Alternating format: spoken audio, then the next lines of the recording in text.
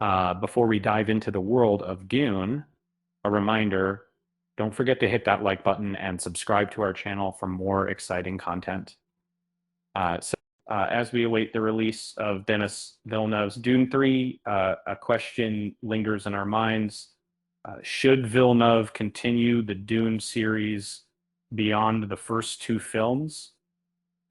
While many fans yearn to see a screen adaptation of Frank Herbert's entire Dune book series, it's crucial to note that Paul Atreides serves as an effective cinematic protagonist only within the storyline of the initial Dune novel and its sequel, Dune Messiah. In Frank Herbert's book, Dune Messiah, Paul Atreides' story concludes with a touch of ambiguity, fitting for a mysterious savior-like character from science fiction. After losing his sight and the power to prophesy, Paul follows a Fremen tradition and journeys into the desert, symbolically surrendering himself to Dune. This ending would be fitting for a Dune trilogy that revolves around Atreides, as the story's protagonist maintains the enigma that initially shrouded him. However, if Villeneuve were to deviate from his initial plan for a Dune trilogy and instead create another sequel centered around Frank Herbert's Children of Dune, this move would be significantly alter the conclusion of Paul Atreides' narrative, potentially marring its impact. In the story of Children of Dune, Paul reappears as a mysterious preacher in the desert, but is ultimately betrayed and killed in a degrading manner by Alia's forces, despite her own unwillingness to carry out this act. The untimely and seemingly pointless demise of the main character in both Dune and Dune Messiah undermines the overall narrative progression of Paul Atreides. This death not only feels underwhelming, but also diminishes the valor of his preceding ordeals, including his struggle to endure and his trek through the desert.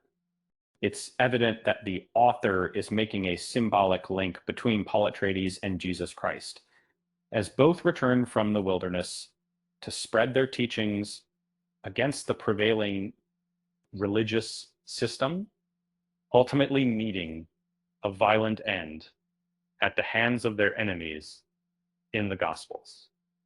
Or literally, however, keeping the narrative of Paul Atreides along these lines doesn't seem feasible for filmmaking purposes, and contradicts the direction taken by the first two movies.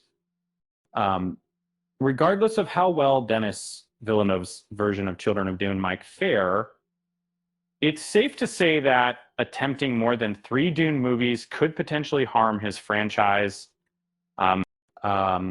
Already there is a great deal of apprehension about whether Villeneuve can successfully adapt Dune Messiah, as Frank Herbert's sequel novel is significantly darker and more intricate than its predecessor.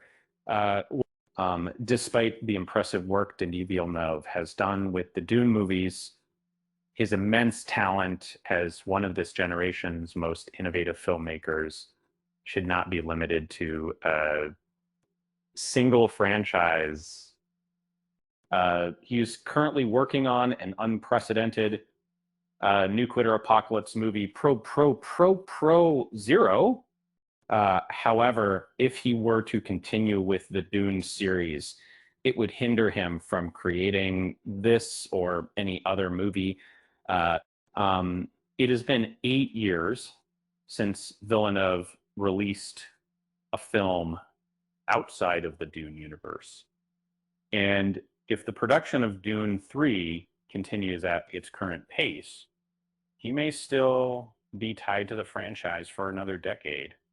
And if Denis Villeneuve successfully completes his planned trilogy of Dune films, Dune 3 could culminate Villeneuve's story in a fitting manner, mirroring the lasting impact of Christopher Nolan's Dark Knight trilogy.